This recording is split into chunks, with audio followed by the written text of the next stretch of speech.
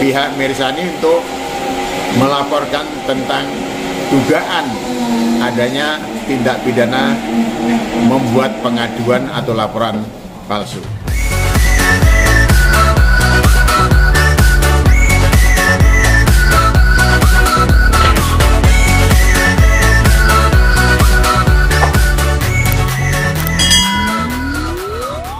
Ini kejaksaan karena merasa surat-surat panggilannya tidak dipenuhi dengan alasan yang pertama karena sakit atau masih berobat di luar negeri.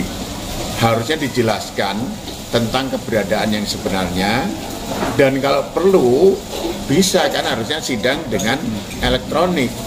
Kenapa ini nggak dilakukan seperti itu? Kan bisa juga jaksa misalnya karena yang bersangkutan ada di luar negeri atau di luar daerah, bisa nggak diadakan persidangan dengan elektronik. Tetapi kalau dengan elektronik harusnya sejak awal, bukan hanya kasus saat pemeriksaan saksi pelapor saja. Sehingga asas keseimbangan dalam persidangan adalah hak terdakwa untuk minta saksi pelapor dihadirkan di persidangan.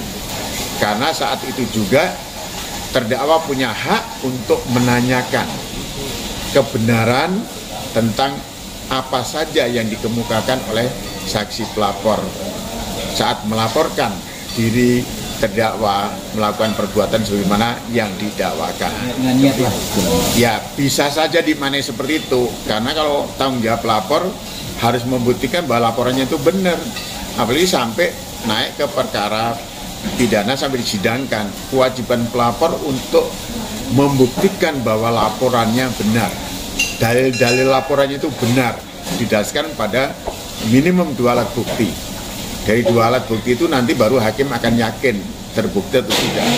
Tetapi kalau laporannya aja tidak bisa dibuktikan, tentu majelis hakim akan menyatakan bahwa surat dakwanya tidak terbukti. Jika benar ini sudah ada putusan pengadilan, ternyata apa yang dilaporkan tidak dapat dibuktikan, bisa pihak Mirzani untuk melaporkan tentang dugaan adanya tindak pidana membuat pengaduan atau laporan palsu.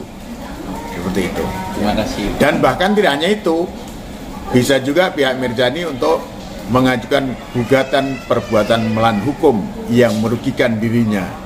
Jadi bisa nuntut baik secara kerugian material berupa biaya-biaya, ongkos-ongkos selama menghadapi perkara itu sampai dirinya ditahan dan bebas. Juga kerugian imaterial, yaitu menyangkut nama baik dirinya yang selama ini telah diberitakan berbagai macam berita yang bersumber dari pengaduan atau laporan tersebut. Tapi itu semuanya kan baru covernya saja. Tentu semuanya harus bisa dibuktikan secara yuridis, baik tentang kepalsuan aduan atau laporan tersebut atau tidak.